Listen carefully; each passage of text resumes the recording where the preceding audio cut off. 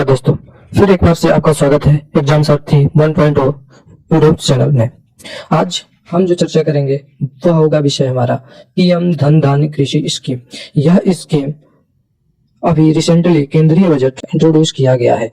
इस स्कीम को लाने के पीछे निर्मला सीतारमण का उद्देश्य यह है कि किसानों की आय को बढ़ाना और साथ ही साथ किसानों की आय को सुदृढ़ करना है।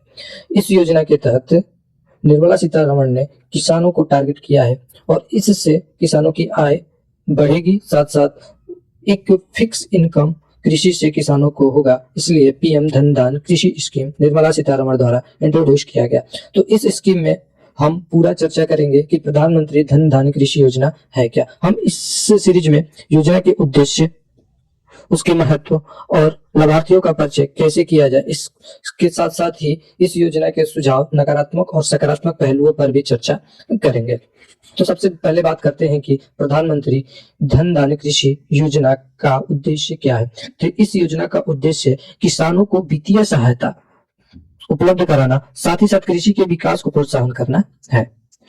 इससे विशेष ध्यान उन किसानों पर है जिनका सामाजिक स्तर निम्न है, यानी कि यह स्कीम लघु एवं सीमांत किसानों के लिए अधिक लाभदायक होगी। तो निर्मला सीतारमण ने छोटे किसानों, लघु किसानों और सीमांत किसानों को डायरेक्ट लाभ देने के लिए इस समय 25-26 वाले बजट में प्रधानमंत्री धन धान्य कृषि योजना लाया है। वहीं पर अगर हम इसके महत्व की बात करें तो इस योजना का महत्व किसानों की आर्थिक स्थिति को सुधारने का प्रयास है, साथ ही साथ कृषि क्षेत्र में समग्र विकास के लिए एक अस्थायी ढांचे का निर्माण है। समग्र विकास का मतलब यह है कि उनकी किसानों की आय तो दुगुनी होगी ही, आय के साथ साथ क्या होगा कि यहाँ पर कृषि उपकरण भी डेवलप होंगे। ठीक है, बेहतर कृषि उपकरण किसानों को प्रोवाइड किया जाएगा, कृषि संबंधित जानकारियां दी जाएगी, साथ ही साथ कृषि संबंधित कार्यक्रम भी चलाया जाएगा। बात करें हम लाभार्थियों की पहचान की, तो लाभार्थियों का पहचान चयनित सामाजिक एवं आर्थिक मापदंडों के आधार पर किया जाएगा और यह सीधा उनके हाथों में इस योजना का लाभ मिलेगा। आइए आगे चर्चा करते हैं इस योजना के बारे में। पीएम धन धान्य कृषि योजना कृषि जिलों का विकास कार्यक्रम, यानी कि इस योजना के तहत सीधे भैया कृषि जिलों का इंगित किया जाएगा और इस योजना में 100 कृषि जिलों को टारगेट किया जाएगा जिसमें निम्न उत्पादकता हो, फसलों की कम बुआई हो और साथ ही साथ ऋण की उपलब्धता कम हो। अर्थात कहने का मतलब यह है कि इस योजना के तहत ऐसे 100 जिलों को इंगित किया जाएगा जहां पर कृषि उत्पादकता कम हो, फसलों की कम बुआई होता हो और जहां पर ऋण की उपलब्धता कम हो। ऐसे जिलों को टारगेट किया जाएगा और सीधा उसमें कृषि के विस्तार के लिए काम किया जाएगा। वहीं पे बात किया जाए अगला इसका टॉपिक के बारे में, तो इस कार्यक्रम को मौजूदा योजनाओं एवं विशिष्ट उपायों के अभिसरण के माध्यम से लागू किया जाएगा। मतलब ये कि इसमें केंद्र और राज्य दोनों की भागीदारी होगी। लाभार्थियों की बात किया जाए तो इसमें प्रत्यक्ष एवं अप्रत्यक्ष रूप से लगभग 1.7 करोड़ लघु एवं सीमांत किसान लाभान्वित होंगे। तो यह योजना एक बड़ी महत्वपूर्ण योजना है जो किसानों के लिए हमारे वित्त मंत्री श्रीमती निर्मला सीतारमण ने लेके आया है। चलिए थोड़ा सा इसके बारे में विस्तृत चर्चा करते हैं कि पीएम धन धान्य कृषि योजना के उद्देश्य क्या है। तो यहाँ पर फसल विविधीकरण की बात की गई है। फसल विविधीकरण का मतलब ये कि फसलों की वेरायटी होगी, यानी फसल पैटर्नों को बढ़ावा देने के लिए किसानों को बेहतर मूल्य प्राप्ति एवं समर्थन प्रदान करेगी सरकार।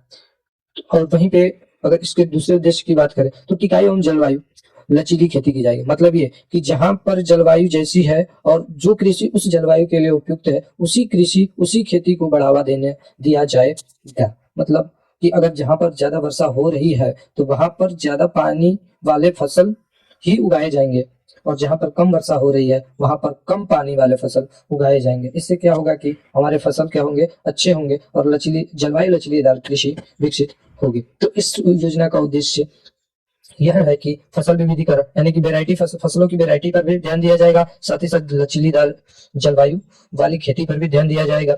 साथ ही अगर बात करें तो किसानों के लिए वित्तीय सहायता भी प्रदान करेगी सरकार। इसमें किसानों के लिए वित्तीय सहायता प्रदान करेगी वित्तीय सहायता यानी कि आसान किस्तों पर किसानों को ऋण उपलब्धता कराई जाएगी। अभी केंद्रीय बजट में निर्मला सीतारमण ने केसीसी यानी किसान क्रेडिट को बढ़ा करके 5 लाख कर दिया है। 5 लाख कर दिया है। इससे क्या होगा कि किसानों की आय बढ़ेगी, वह बेहतर उपकरण खरीद पाएंगे खेती के लिए, अच्छी गुणवत्ता वाले बीज खरीद पाएंगे, साथ ही साथ अधिक उन्नत कृषि तकनीकी का इस्तेमाल भी वो अपनी खेती में कर पाएंगे। साथ ही साथ इस योजना के तहत टारगेट किया गया है कि फसलों के भंडारण क्षमता को बढ़ाना है। यह महत्वपूर्ण कदम होगा, क्योंकि अगर फसल उग जाए, फसल निकलती है तो उसके भंडारण की समस्या होती है। उचित भंडारण न होने के कारण फसल नष्ट हो जाती है, सड़ जाती है और बाजार तक नहीं पहुंच पाती है, जिससे किसानों को ज्यादा हानि होती है। इसीलिए इस योजना के तहत निर्मला सीतारमण ने टारगेट किया है कि भंडारण की क्षमता को बढ़ाएंगे, और यह भंडारण क्या होगा, पंचायत और ब्लॉक स्तरों पर होगा। एक और महत्वपूर्ण यह है कि यह पंचायत और ब्लॉक स्तरों पर ही इसके गोदाम भंडारण की सुविधा होगी, और साथ ही साथ इस योजना के तहत सिंचाई सुविधाओं में सुधार भी होगा। सिंचाई सुविधाओं में सुधार होगा जिससे कि फसलों की तीव्रता, उपज स्थिरता बनी रहेगी और लगातार बढ़ती रहेगी। इसमें महत्वपूर्ण कदम यह भी उठाया गया है कि प्रौद्योगिकी एकीकरण। इस योजना को अनुकूलित करने के लिए नवीन कृषि उपकरणों को बढ़ावा देगी सरकार, यानी कि नए नए उपकरण कृषि में आएंगे तो कृषि बेहतर होगी, सुचारू होगी, सरल होगी, जिससे अधिक उपज निकलेगा। इस योजना की अगर बात करें तो सार्वजनिक प्रतिक्रिया और सुझाव क्या है। सार्वजनिक प्रतिक्रिया भी होनी चाहिए, क्योंकि कोई भी मुद्दा हो उस पर अगर डिस्कशन ना हो, ठीक है, उसके बारे में सुझाव ना लिया जाए और वह सुझाव नकारात्मक हो, सकारात्मक हो, अगर वो न लिया जाए और उसके पहलू पर चर्चा ना की जाए तो वह योजना विफल हो जाती है। तो इसके बारे में हम थोड़ी सी चर्चा करेंगे कि इसमें लोगों की राय क्या है, नकारात्मक और सकारात्मक पहलू क्या है। लोगों की राय, लाभार्थी और समुदायों के सदस्यों से मिली प्रतिक्रिया योजना की वास्तविकता का प्रतिबिंब होती है। कहने का मतलब यह है कि लोगों की राय क्या होता है, किसी भी योजना की वास्तविकता को जांच करने के लिए होता है। अगर हम लोगों की राय ले रहे हैं, उनका ओपिनियन ले रहे हैं, तो वह उस योजना को एक आईना दिखाने का काम करती है कि हाँ, वह योजना कहाँ तक सफल है। ठीक है, धन्यवाद दोस्तों। ठीक है, बने रहिए एग्जाम साथी के साथ। जय हिंद, जय भारत।